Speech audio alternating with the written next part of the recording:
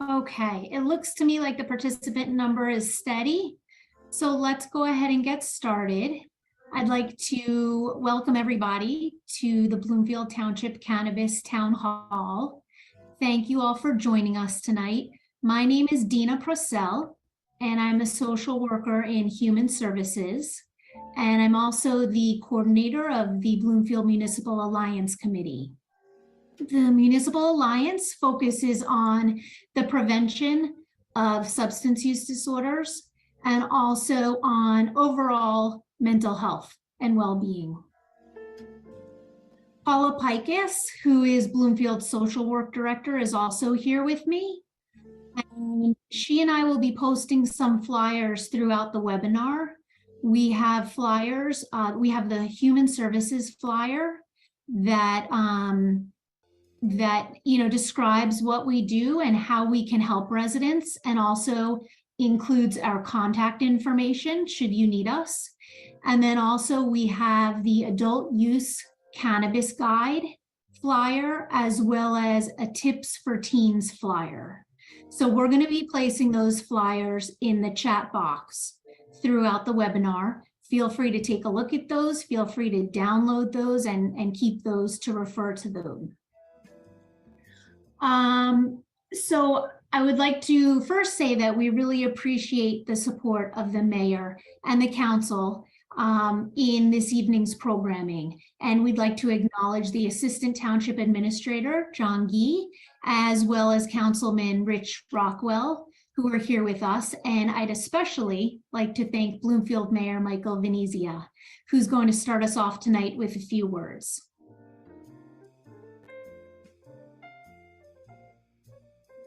Oops. Thank you, everyone, and good evening. We're happy to be here tonight. As the legalization of cannabis continues to evolve across our nation, it is essential that our residents are provided with the most up-to-date and accurate information as possible.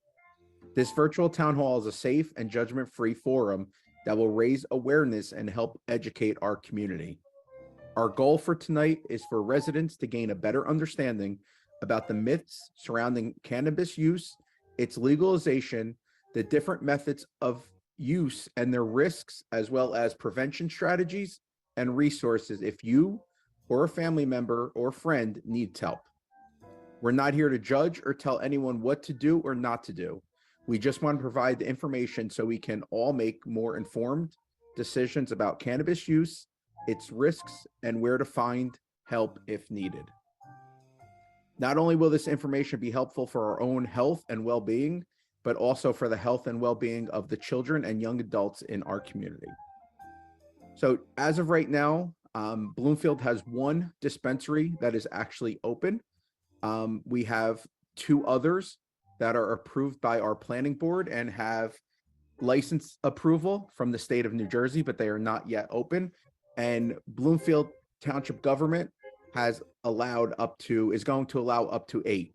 Do I think 8 will open? No. But that is the number that we've decided on.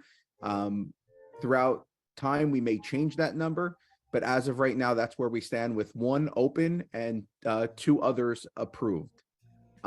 Thank you. And I hope everyone enjoys this informative discussion tonight. Thank you, Mayor. Thank you very much. What I'd like to do is just quickly go over the agenda for this evening.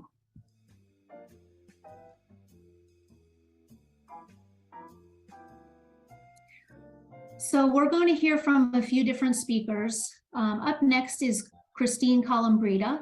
She's the Substance Use and Prevention Program Coordinator at the high school here in Bloomfield. Also, Jessica Delgado from Family Connections. She is the Alcohol and Drug Abuse Prevention Team Coordinator. And then what we're going to do is have a Q&A session. What you can do is if you have questions for any of the panelists, please put them in the Q&A box, not the chat box.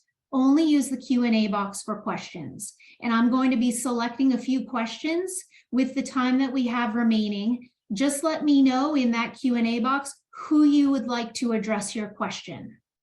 So we'll do that at the end, and then there will be a quick closing remark, and we'll be on our way. So I would like to turn this over to Christine Colombrita. Thank you, Dina. I'd like to first say thank you to the Bloomfield Municipal Alliance, Mayor Venezia, and ADAPT for allowing me and asking me to be a part of this. I think that it is extremely important, not only for the Bloomfield community, but for our students and our parents at the high school alike. So as Dina stated, I am the Substance Use and Prevention Program Coordinator with Family Connections, but at Bloomfield High School. Currently we're in a time where we're really seeing across the board an increase of cannabis use amongst teenagers. And with the legalization of marijuana here in New Jersey, there are many misconceptions. And I think that with that, it's super important that we really work on education pieces, not only for parents, for the community, and for our students. With that being said, part of my role as a substance use and prevention program coordinator in the high school is really to focus on the education piece and the prevention piece. And to date, I've worked with the DEA, AAA. We brought in a speaker who did a presentation called Shifting Gears on the education of driving under the influence of cannabis. And I've also worked with the Bloomfield Municipal Alliance, and we've implemented prevention programs and educational programs at the high school. In addition to that, myself, ADAPT, and the Bloomfield Municipal Alliance are currently working on a program just like this, but geared to students. It's going to be a pre-recorded info session that we are going to roll out to all of the students at the high school with facts, with education in regards to the legalization, and really the importance to know the effects of marijuana for our students. I really also want to say that I am a resource to students and parents. I'm available at any time for questions, just for a student to speak or a parent to call and ask any questions that may be of a concern to them, or just where to go for resources. The last thing, as my role, I am the person whenever there is a student who may be under the suspicion of substance use. I am the person who the student would come to me, and then I would work with them and their families to, go through the policy, make sure that the proper steps are taken, and that if there are services needed, that they're being linked to those services. At the end of this presentation, my contact information will be provided, and I welcome anybody to reach out via my email with questions and to schedule a time to talk if need be. Thank you. Thank you so much, Christine. There is a question in the Q&A box that I'd like to address very quickly, so that everybody's aware. Yes, this webinar is being recorded, and it will be emailed out to all attendees. So in addition to that, though, I'd like to point out a few things before Jessica begins the presentation tonight.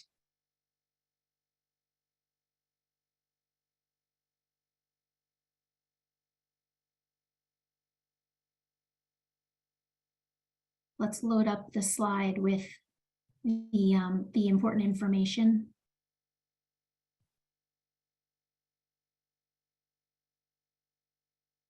While the slide is loading, I'll go ahead and get started.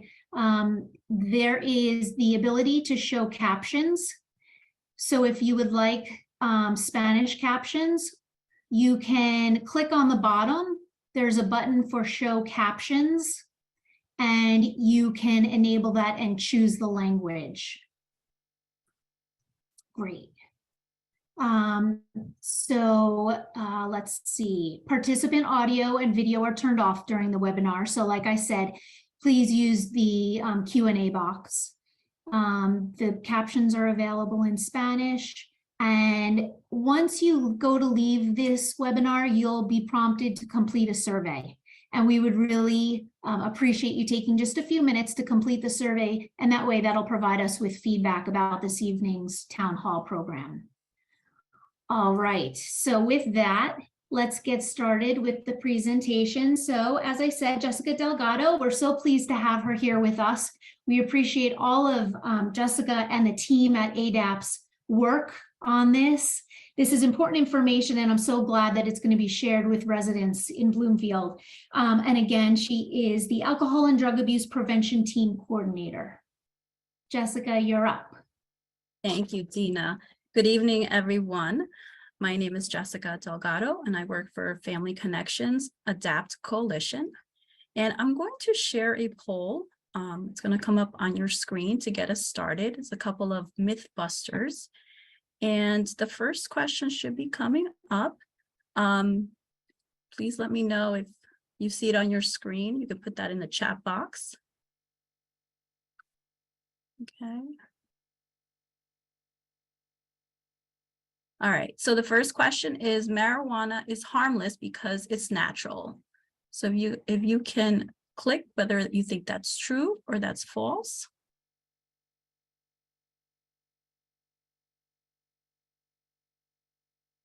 Okay, we have about 6 people participating. We need a few more to participate. The second question is several studies have linked marijuana use to increased risk for psychiatric disorders, including psychosis, depression, anxiety, and substance use disorder. You think it's true or false? The third one is marijuana is addictive. Is that true or false?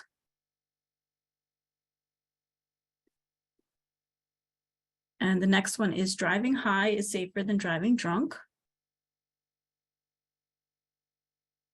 And the last one is the potency of today's marijuana is the same as it was in the 1960s, 70s, and 80s.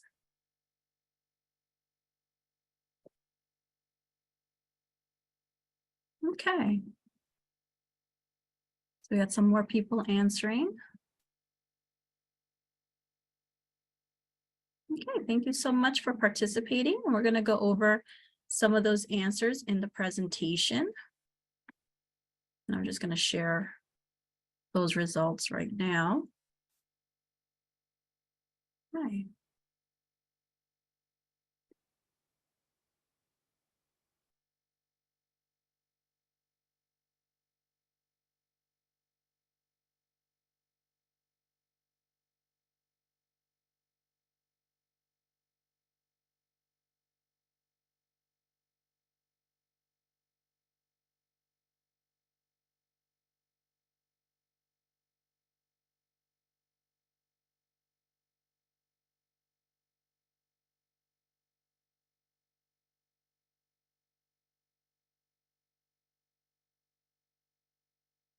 Okay.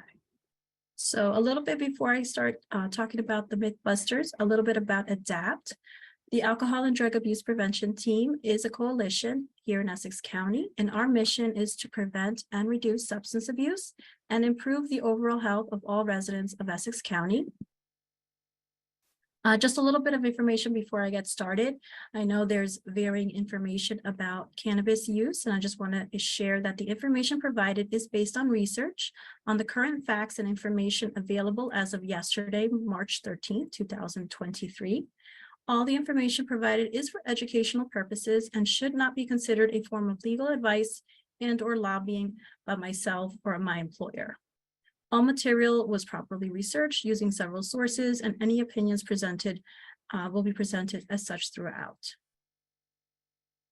So to go over the Mythbusters, the first one was marijuana is harmless because it's natural, and that is false. So even though natural doesn't always mean safe, and in today's presentation, I'm going to go more in detail about some of the health and safety risks from using marijuana. The next one was studies have linked marijuana use to increased risk for psychiatric disorders, including psychosis, depression, anxiety, and substance use disorders. And that is true. Recent research suggests that smoking high potency marijuana every day can increase the chances of developing psychosis by nearly 5 times compared to people who have never used marijuana. The next one is marijuana is addictive, and that is true. I think most people got that correct. So marijuana can lead to the development of problem use known as marijuana use disorder, which takes the form of addiction in severe cases. And recent data suggests that 30% of those that use marijuana may have some degree of marijuana use disorder. People that begin using marijuana before the age of 18 are 4 to 7 times more likely to develop a marijuana use disorder as adults. The next one is, it's safe to drive high while high on marijuana.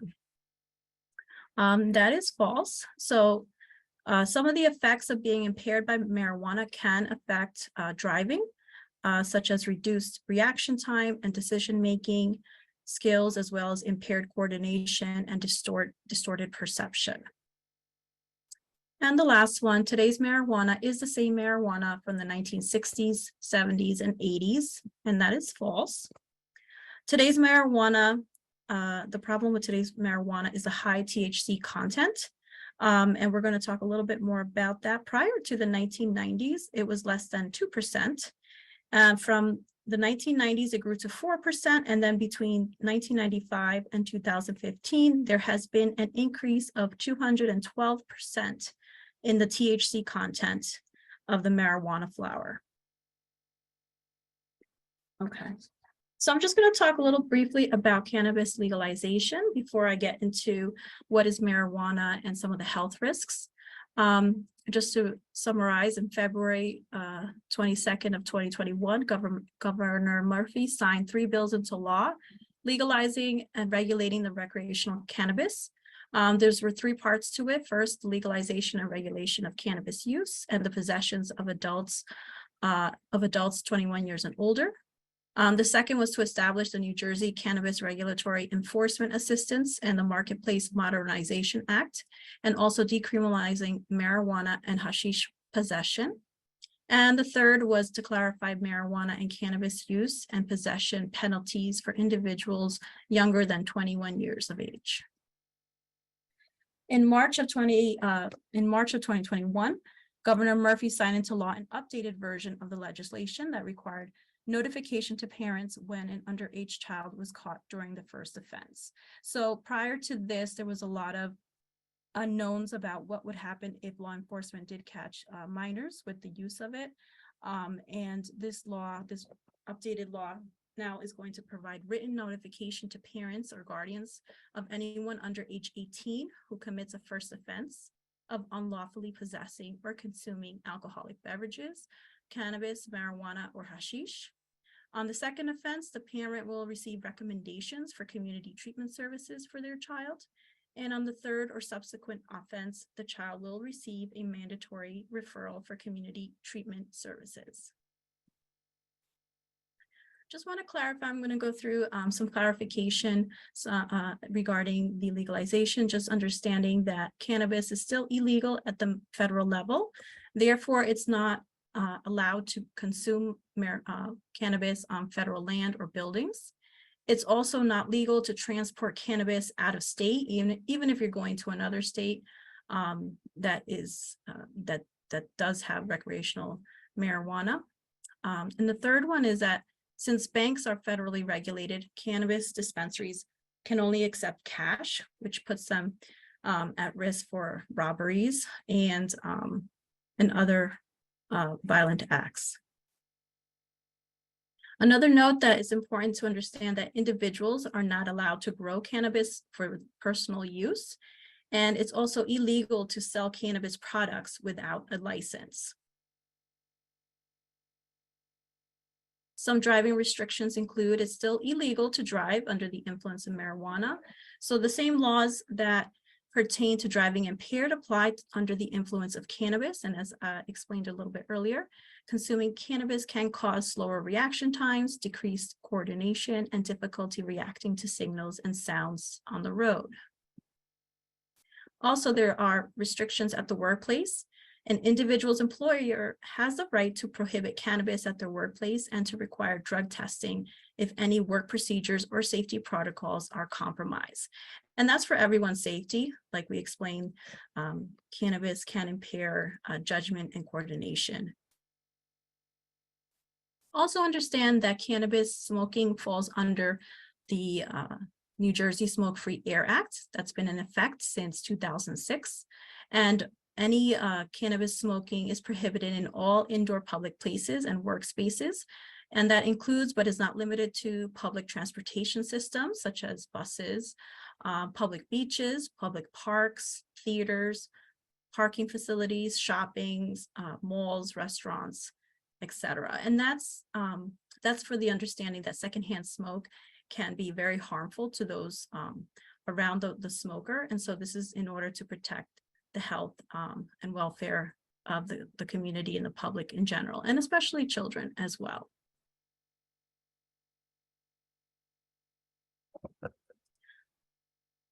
Regarding consuming cannabis on private property, adults over the age of 21 are allowed to consume cannabis on private property, including at licensed dispensaries approved for on-site consumption. However, private property owners, including landlords, do have the right to prohibit consumption of cannabis on their property. Regarding pregnancy and breastfeeding, anyone pregnant or breastfeeding should restrict any consumption of cannabis because using cannabis can affect a baby's development, as it has been linked to lower birth weight, preterm birth, and stillbirth, and increased risk of brain and behavioral problems. Okay, so a little bit about cannabis, some of the basics. So marijuana is what we call the dried flowers, the leaves, seeds from the cannabis plant.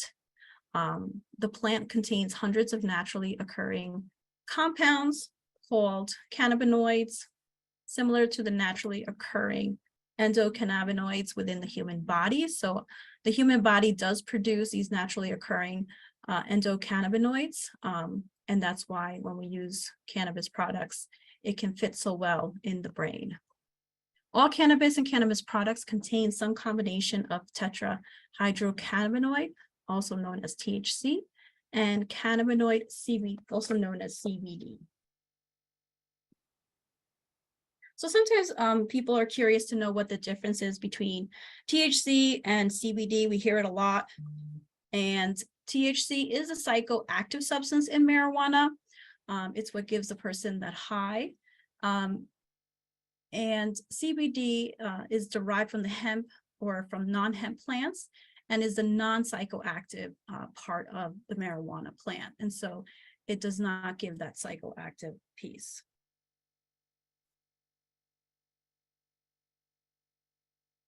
Okay, so a little bit about what's going on when people use marijuana. When marijuana is smoked, its active ingredient THC, it travels throughout the body, including to the brain, where to produce its many effects. The THC attaches to sites called cannabinoid receptors on nerve cells in the brain, which affects the way these cells work.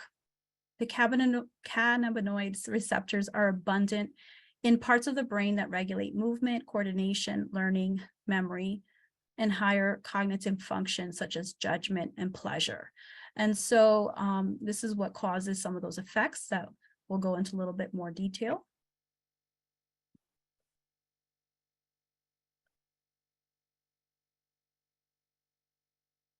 Okay.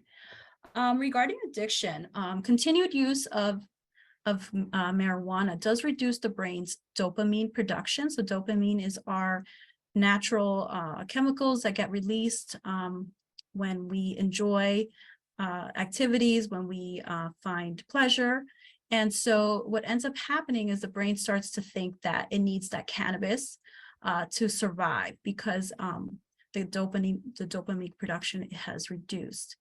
The reward system then responds with drug-seeking behaviors, and then it wants more and more of the marijuana until perhaps dependence kicks in, and then tolerance, and then eventual addiction. So marijuana is highly addictive, and especially so for our youth. This is why this substance is not meant for anyone under the age of 21, as research has shown that the human brain continues to develop into the 20s, with some people developing into about the age of 25. And so marijuana affects the brain circuits that control attention, learning, mood, impulse control, and also increases the susceptibility to addiction and other drug use as well. Research does show that youth that start using at earlier ages are at increased risk for addiction as they get older and perhaps having a substance use disorder. E-cigarette use, which is a very popular form to use marijuana with our youth today, can be harmful as well due to not just the marijuana, but all the other chemicals and substances present in the e-cigarette devices. Nearly 1 in 11 middle and high school students vape cannabis in the United States, and marijuana use was 3.5 times higher in people who vape than those that did not. Now I'm going to talk about different ways that that people can consume cannabis. Smoking, the traditional way that people think of using the rolled cigarette or joint, using it in a pipe or a bong. Vaping is using an electronic cigarette device to where the liquid inside of the device is THC liquid in there that will heat it up, and it will create an aerosol that the user inhales into their lungs. Dabbing is sometimes known as wax, shatter, amber, honeycomb, butter. They're concentrated versions of butane hash oil, which contains highly concentrated levels of THC, heated to an extremely high temperature, and then inhaled with a specifically designed glass bong, commonly called an oil rig. Now, with dabbing and with vaping, the THC content is very, very high. And so that's one of the main reasons why it has created such a high level of usage and addiction in our youth today, because this is the main ways that youth are consuming cannabis. And so that impacts their short-term consequences, long-term consequences as well.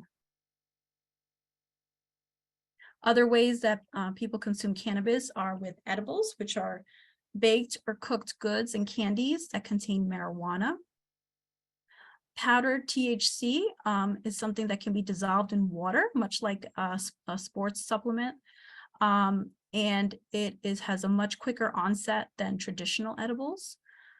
There's also cannabis-infused beverages that people consume that contain THC and alcohol, caffeine, and other cannabis derivatives. These are usually purchased either at dispensaries or online. Tinctures are concentrated extracts made by soaking the flowers or the leaves in a solvent like alcohol and placing it under the tongue for 30 to 60 seconds before swallowing. So many different ways people use cannabis.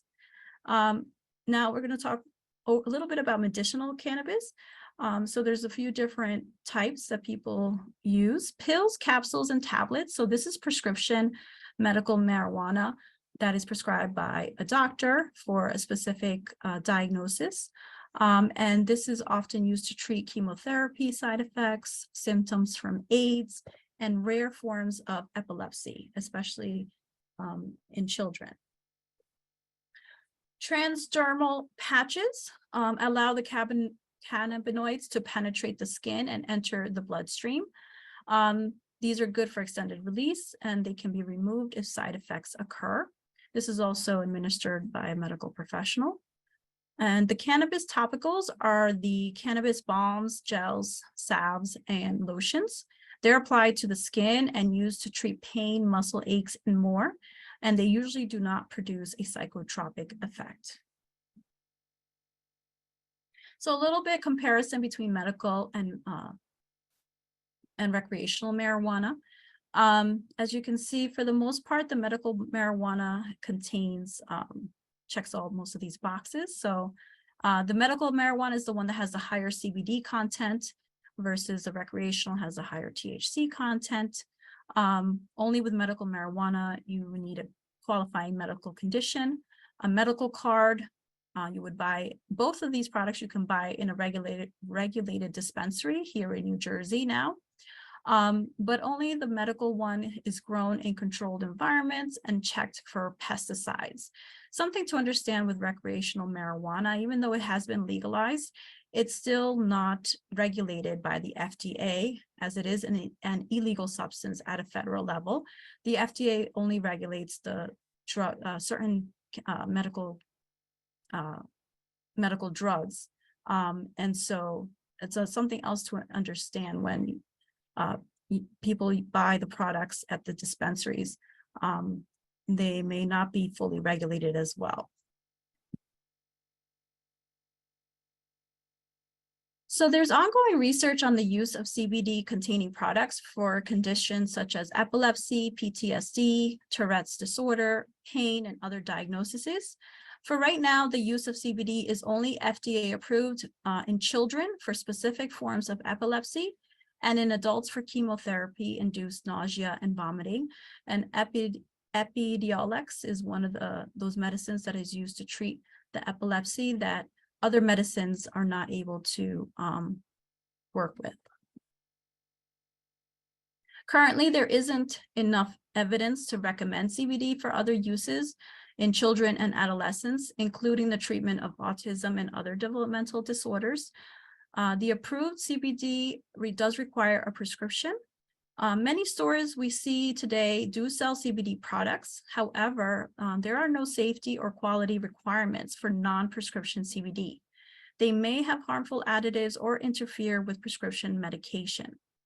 So we recommend, if you are considering using CBD for your child, to discuss this with your physician prior to starting to prevent any harmful possible effects.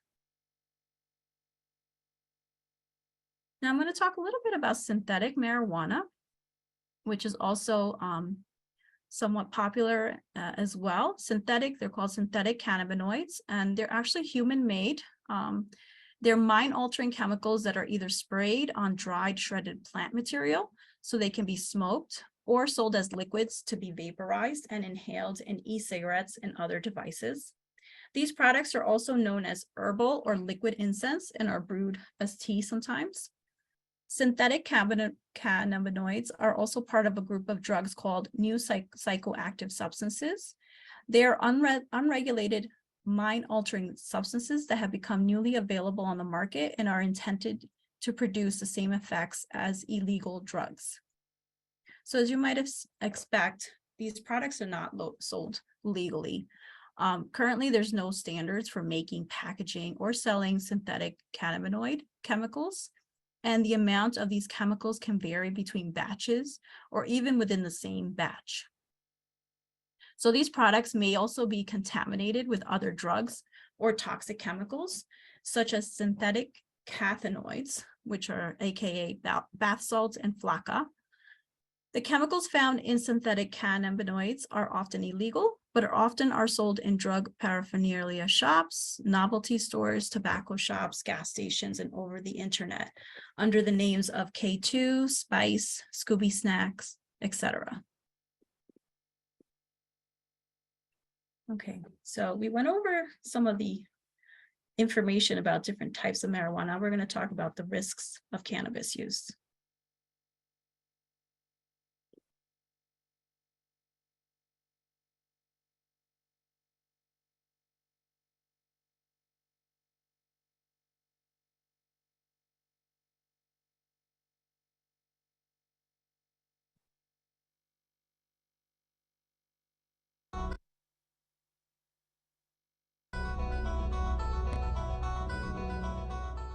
Marijuana use during adolescence can lead to serious long-term cognitive impairment and an increased risk of severe psychiatric disorders, according to new research from the lab of Dr. Asaf Keller at the University of Maryland School of Medicine. Children who start around pre-adolescence, 13 to 15 years of age, tend to develop very severe deficits, and these include a very high incidence of neuropsychiatric disorders like schizophrenia and attention deficit disorders, as well as long-term and permanent reductions in intelligence as measured by IQ tests. In the study, researcher Sylvie Raver measured the brain activity of mice after exposure to low levels of marijuana during adolescence. Cortical oscillations measured in adulthood revealed the impact on the adolescent brain. We found out that these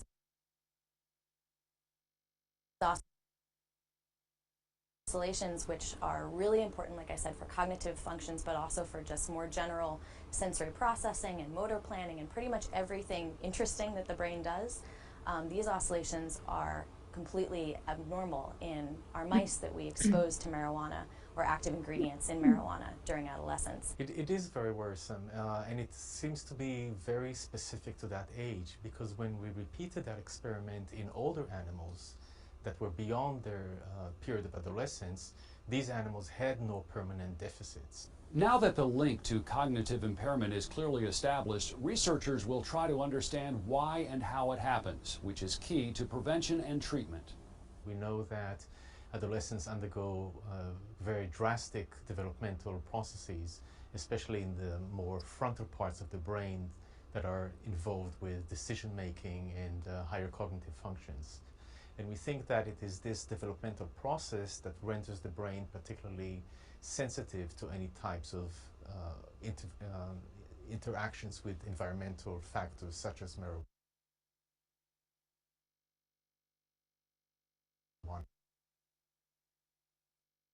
As the public debates decriminalization and legalization of marijuana, it is sobering information for parents and teens to consider. The pathology that occurs because of exposure at that age is irreversible. It is long-lasting, and even complete cessation of marijuana exposure will not reverse these changes. For the University of Maryland School of Medicine, I'm Larry Roberts.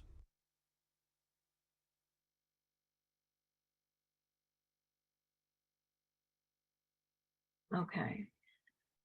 So some of the consequences, some of the short-term consequences of using marijuana, especially with our youth, as the video talked about some of them. We're going to go over them right now. Our school difficulties, as the speaker had mentioned, there's issues with cognitive functioning, problems with memory and concentration, as well as increased aggression. Car accidents can occur if you're driving under the influence. Using other drugs or alcohol, if you're already under the influence of one, it could lead to other use. Risky sexual behaviors, again, the judgment and has been lowered, and worsening of underlying mental health conditions, including mood changes and suicidal thinking, as well as increased risk of psychosis. And another consequence could be interference with prescription medication. Some of the long-term consequences, as we mentioned before, was addiction or cannabis use disorder specifically. The same breathing problems if you smoke cigarettes, smoking marijuana can lead to coughing, wheezing, trouble with physical activity, and possibly lung cancer as well. Decreased motivation or interest does lead to decline in academic or occupational performance. Some studies show some lower intelligence that's still to be determined in further studies. And mental health issues such as schizophrenia, depression, anxiety, anger, irritability, moodiness, and the risk of suicide with some of this use. So I just want to mention that back in 2019, we had a lot of young people ending up in the hospitals on respirators. Unfortunately, the doctors at that time could not figure out what was wrong. The parents didn't know what was happening. And fortunately, they were able to figure out that all these young people had been vaping, and specifically they were vaping products with THC or marijuana oils. And more specific to that, they realized it was a vitamin E acetate additive in some of these cannabis e-juices, oils that was contributing to these problems. So those have been taken out, I believe, out of the market. That's what the research that I found. So we have seen a big drop in kids not ending up with this disease called e-volley, e-cigarette vaping associated lung injury. Unfortunately, in that short period of time, we found a little over 2,800 youth did become sick, and 68 of them did pass away. And these were all preventable. All these young people were just using this product. It was something new. It was something they were just using with their friends, and they did not realize the health risks. And this young lady, thankfully, she did survive. And today she is advocating and talking to other youth about the risks of using e-cigarettes as a result of what happened to her. So there's always been some debate about whether you can overdose over cannabis.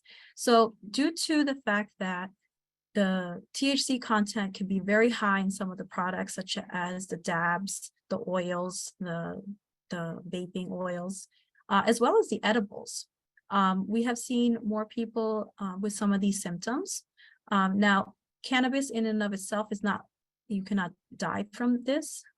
However, if it is laced with something else, such as fentanyl, that's when the issue can occur. That could lead to possible death. So other overdose symptoms include anxiety, panic attacks, hallucinations, paranoia, nausea, vomiting, an increased rate in heart rate and blood pressure, or the opposite, hypotension, which is low blood pressure. Some of the other potential side effects of using CBD. So that's the non-psychoactive ingredient. We still see some side effects, including liver damage, interference with other drugs, drowsiness, sleepiness, diarrhea, changes in appetite, changes in mood, such as irritability.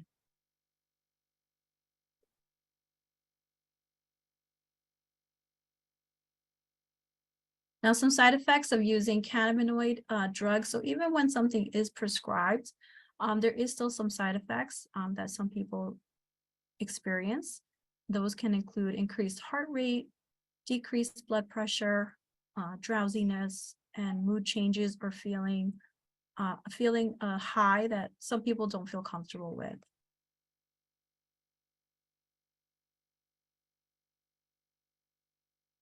Other symptoms include worsening symptoms of depression, mania, or other mental illness, and some patients taking Navalon in studies reported hallucinations. The drugs may increase some effects of sedatives and sleeping pills or alcohol, such as sleepiness and poor coordination. Some of the risks of consuming the synthetic cannabinoids, the K2, the Snoop, the Scooby-Doo, include toxic reactions and unpredictable impact to the brain, elevated blood pressure, reduced blood supply to the heart, kidney damage, seizures. Thousands of synthetic marijuana poison cases have been reported in New Jersey, and if they're mixed with fentanyl, it can result in death.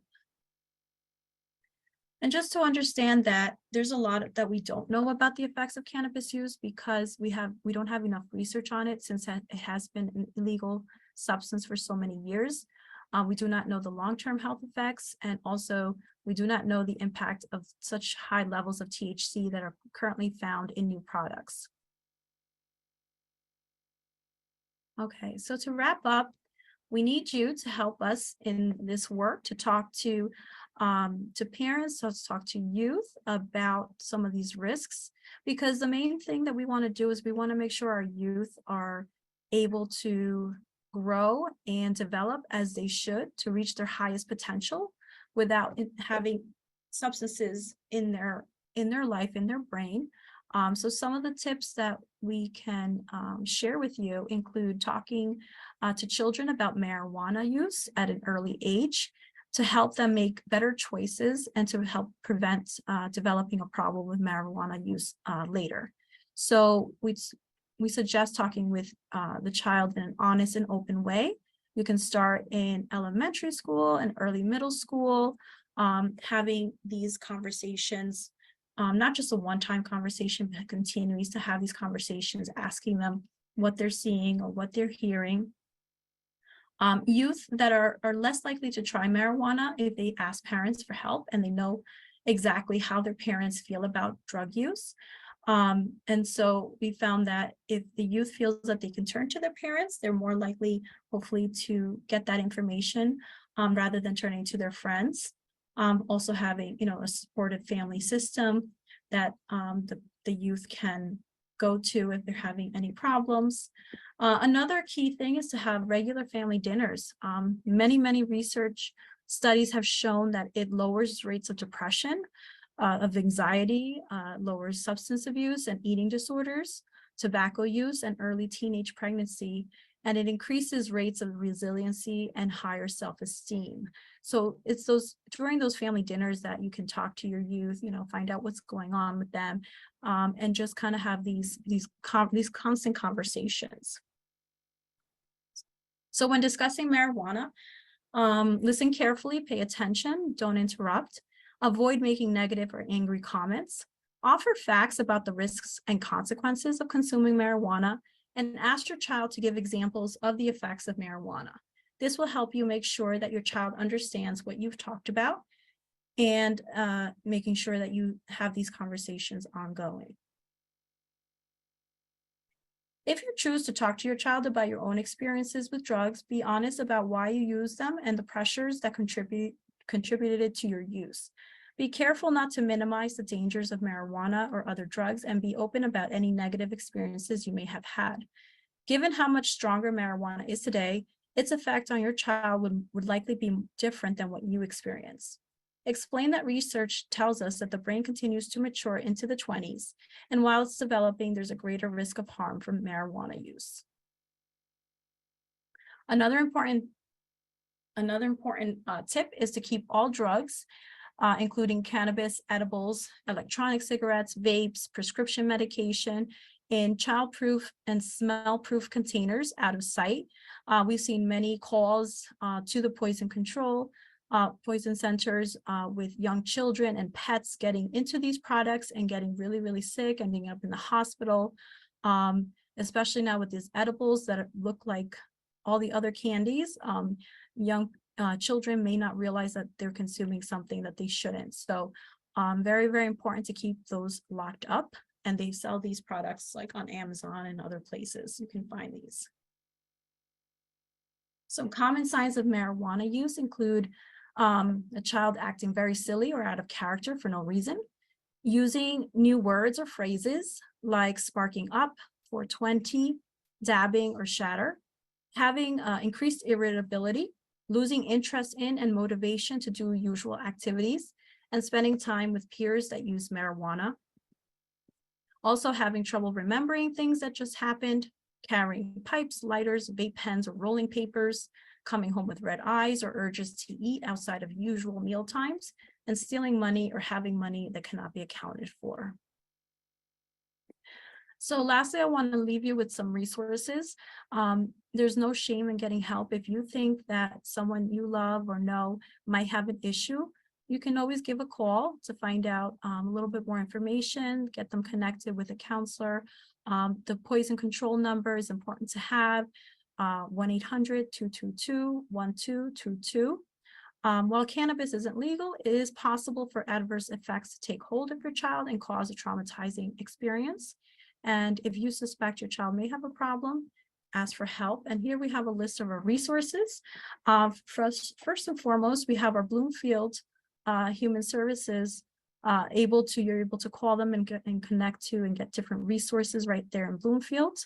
We also have our Essex County Prevention Hub line, in which you can find all sorts of resources, substance abuse prevention resources in the community as well. And then I also want to give it a shout out again to Christine Colombrita. She's the substance abuse counselor over at the Bloomfield High School, and she can also be reached if you have any questions, you want to talk to her about something, you want to get connected with services. She's the person that can do that as well. And the New Jersey Children's System of Care, otherwise known as Perform Care, also, if you really need some extra help, you don't know what to do, you can always give them a call. And if your situation is in a crisis situation, they can send someone out to your home within an hour to at least talk to you, talk to your child, see if you can put a plan in place in order to get more follow-up services and counseling. And of course, we have some hotlines here. We're going to send this presentation out, so you'll get these numbers as well. And I want to thank you for your time. You can scan the QR code here. It's our link tree. You can find out more about who we are, what we do. We're at familyconnectionsnj.org/adapt. And I thank you for your time.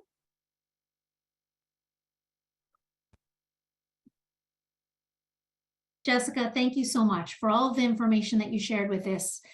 I'm really glad that we're able to share this with all the residents.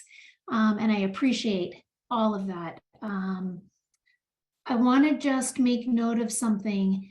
Flyers, we're not able to add them to the chat box because the chat is disabled, but we are going to email them out along with the link to this presentation. So every person that attended is going to get an email follow-up with the link to the presentation to watch themselves or maybe to share with others.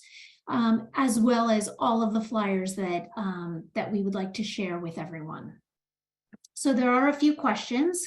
We have a few minutes left, so I'd love to try to get these in if possible. The first one is, let's see. I'm thinking this is for you, Jessica. It says, if dispensaries are serving both medical and recreational patients, they are selling their same products. How could they only test the medical products when the recreational products are the same? How can they test it? Is that the question? Yeah, the question is, how could they only test the medical products when Because the the medical recreational products are the same? Oh, when they're the same? Well, the only products that, there's only like 3 or 4 products that are sold as medical, as in pill form, that I'm aware of. Those are the ones that are FDA approved. So what happens, the FDA regulates all our drugs and all our foods, right? And so that gets regulated, but the other products that are not under the FDA would not get regulated. I don't know if I answered myself correctly. Does that make sense? Okay. Yeah, I think we would need a little more information about specifically what they're asking. But we do have another question. And this is for the mayor and Human Services. There's research that links the prevalence of marijuana dispensaries in a neighborhood to more frequent use of marijuana use by young adults who live in the area. As there's more dispensaries, this may influence the way young adults perceive and use marijuana, and the consequences of cannabis use among young people are increased risk of mental and physical health problems, school dropout, etc. Have any discussions taking place as to how to counteract this negative consequence to young people in Bloomfield? What are some protective actions we can take? So when we say young adults, what are we saying, over 18 or 21? Because the way these dispensaries are operated from it's actually impossible for somebody under 21 to purchase recreational marijuana or cannabis. The way, the way each dispensary has to come up with a security plan that is submitted to our police department, and they have to sign off on it. So, but the way the one that's currently open in the township is, you have to go in, you have to show your driver's license, and then you get buzzed in, and then it actually gets scanned to a state database, because you're limited about the amount of cannabis that you can purchase per, I think it's, if you guys could correct me, I think it's a month. It's an ounce. Yeah, so It's an ounce. So the state has put in a lot of regulations. The township will do everything on our end to make sure it's not getting to the high school level. And we will make sure we do our part as well now and in the future. Yeah, I think the issue is that those smaller shops, bodegas or something that might be selling some of those products, because that's where we've heard, young people say they're allowed to, but they're not selling, they don't have a license to sell those products, and that's the other issue, is that they're selling those cannabis products illegally, and so that's where we run into this issue. But yeah, I've been to Rise. We went as a field trip, and yes, it's very secure. There's a security person, like you have to be buzzed in, and only 21 and older. And technically the vape shops as well, where they sell the marijuana products, are also supposed to be 21 and older as well. A No, and quick I think- follow-up to that question is how far away from public schools are the 2 new approved dispensaries? How far away? So Mhm. I forget the exact distance in our ordinance. I believe it's 750 feet away from schools, both elementary and high school. I believe so. The one approved is on right on Bloomfield Ave in the downtown. Right along where near Cousins Pizzeria and a bike shop used to be. And then another one that just got approved is right on Broad and Pitt Street. So they're not near schools. And then we also have a question about law enforcement, and if they have the ability to detect if a driver is driving under the influence from marijuana. So currently we have 3 police officers that are trained to notice substance abuse. I know the state police, you have to get a state police certification to be able to this, and they are going to open up more classes, and we of course are going to have more police officers take these classes.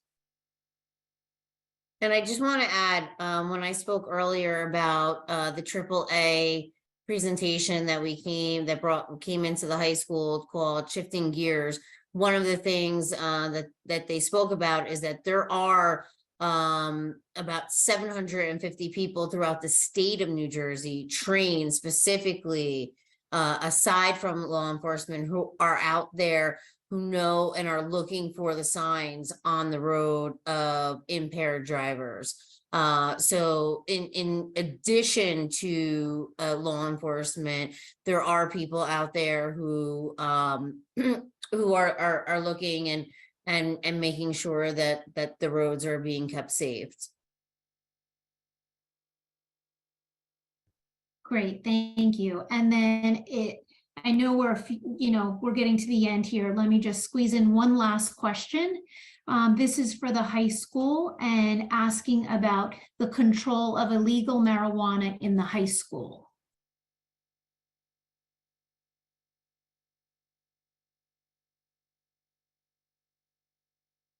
I think that, it's illegal. So it should not be done in the high school. And we are doing everything. That's part of the reason why I am there, and I'm working with the administrators and teachers and security, and to do our best to ensure that what is happening in the high school is done at a minimum.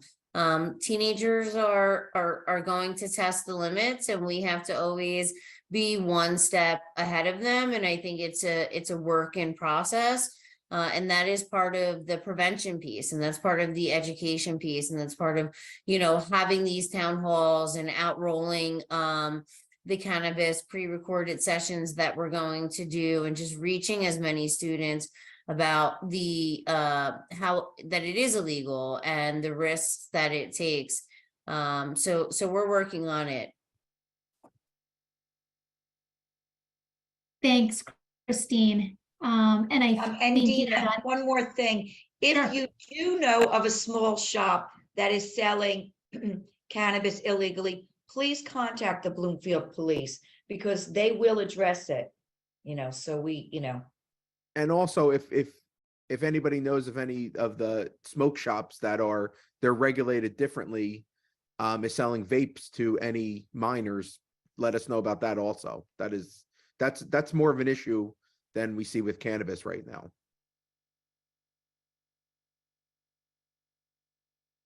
Okay, that's great. There's so much more that we can discuss. We could probably go on for a couple of hours, but I really am grateful to have started this conversation. And to all of the panelists, thank you on behalf of the Municipal Alliance Committee. We really are so glad to get this information out to the residents.